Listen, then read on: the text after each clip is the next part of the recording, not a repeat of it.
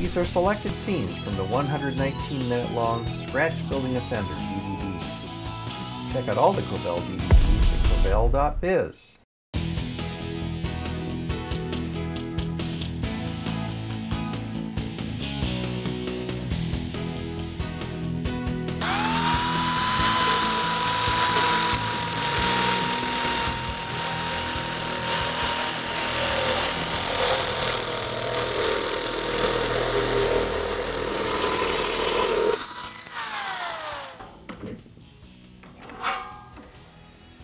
Okay, so we put some big shrinks on the bottom edge of this part too, and let's check it with the template for station number 5. So we're pretty close to the angle we'll need on this end. So I've done about as much as I plan to with the shrinker right now. The next step is I need to start raising the metal in this area, and I'll be raising it with the English wheel. So I'll drop the lower wheel down, get the metal between the wheels, and I'll start wheeling from front to back to raise the center of the panel.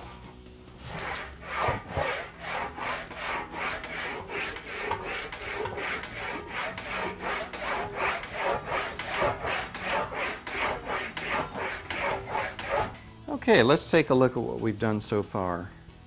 So you can see how much doming we put in the part with only about 1 minute's wheeling time. Certainly moving in the right direction, but we have a long way to go. So I'm going to bump the pressure up just a little bit more, and I'll continue wheeling in the same manner.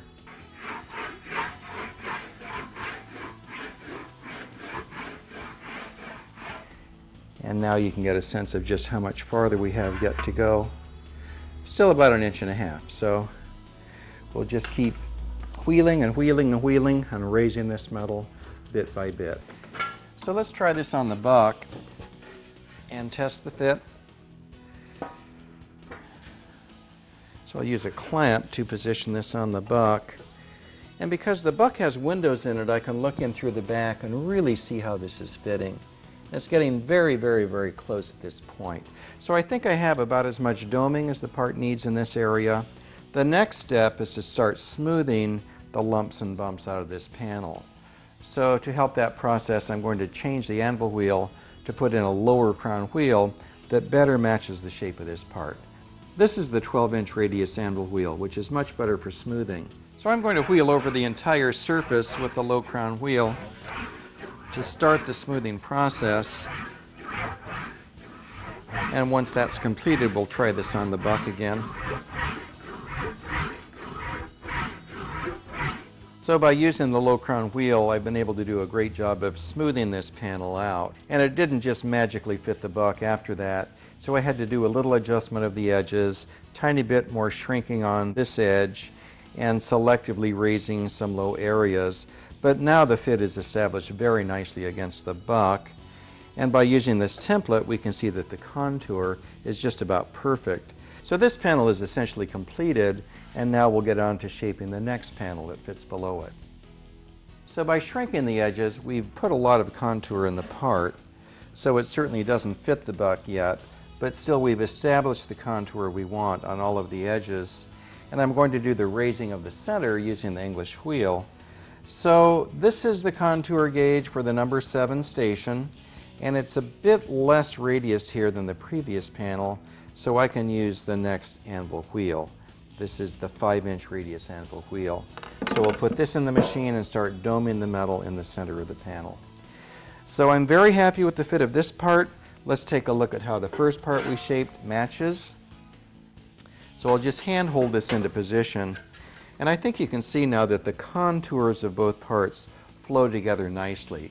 So it's going to be a fairly easy job to trim the edges of this, weld the parts together, and then finish the weld, and we'll have a very nice flowing contour between both parts.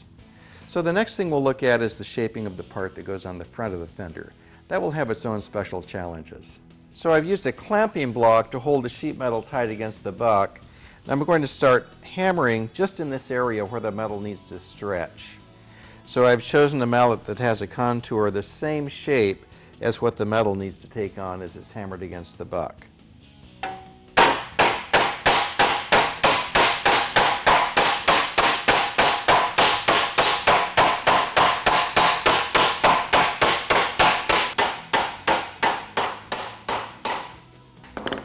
Okay, mission accomplished.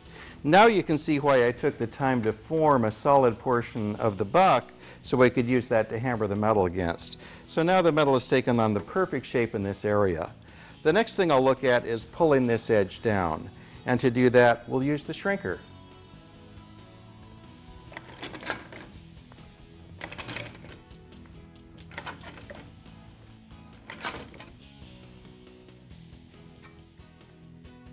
So you can see the metal is moving in the right direction.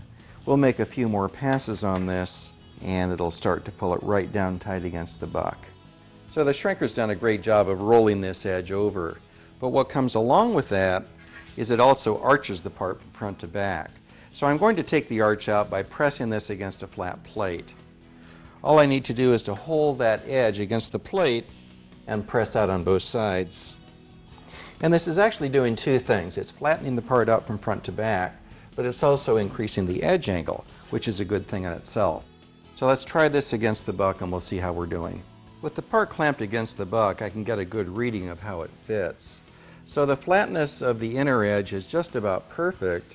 The angle of the edge pointing toward the center of the fender is just about perfect. So the only area that needs work is this little band between my thumbs. It needs to have the radius tuned up a little bit.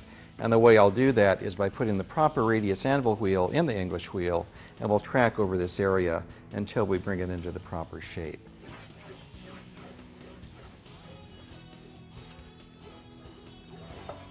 Okay, let's try this on the buck and we'll see how it fits. So I washed over this part with the 12-inch radius wheel to get it just as smooth as I can. Then I tried it on the buck and I found I had to adjust the edges by twisting just a little bit to retain the fit. And I've checked the fit at all the stations with the templates we have, and it's just about a perfect fit at this point. So panel number 3 is positioned on the buck, and I use 2 drywall screws to keep it from shifting. I'll take panel number 2 and slip it under the edge.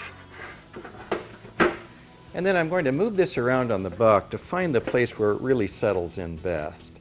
So it looks like this is a very good position. Then I'll clamp it into place on the edge. And now I want to very carefully look at how these parts fit together. And it looks like there's excellent flow between them. So I'm ready to position this part permanently now. I'll drill 2 1/8-inch holes through the panel and put drywall screws into the buck. Then I'll be ready to scribe and trim this edge in preparation for welding.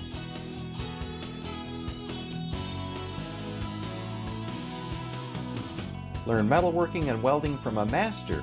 Covell DVDs, the standard of the industry.